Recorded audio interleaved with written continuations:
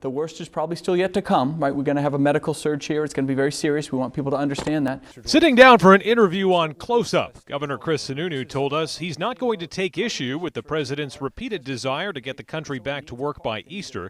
He just doesn't think it's the right move for New Hampshire. I think Easter's a little optimistic, but he does have that kind of very big responsibility of making sure people have hope that they're going to get through this. As the pandemic ramps up here, the governor says there will be more information made public about where the state can confirm COVID-19 is spreading in the state. As more and more cases come on, as they are, we know they are, it allows us a little more flexibility in pinpointing that. So beginning next week, we will be putting out at least a town-by-town map so people can at least see where those numbers are within their towns. As for a timeline on this crisis, the governor says it's too soon to tell, but he wants Granite Staters to be ready for a long haul, likely beyond the current end of the stay-at-home order on May 4th. We just don't know how long we're going to be in this. It's not weeks. It is likely months, and folks have to be prepared for that. And that's why going with a stay-at-home order is very difficult. It's a very difficult decision, but you have to understand the more we prepare today, we can suppress that viral spread. We're asking folks just to they need to stay at home.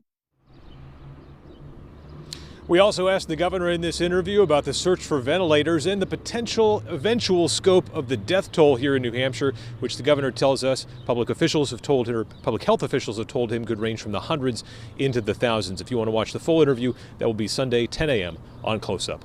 Reporting live in Concord, Adam Sexton, WMUR News 9.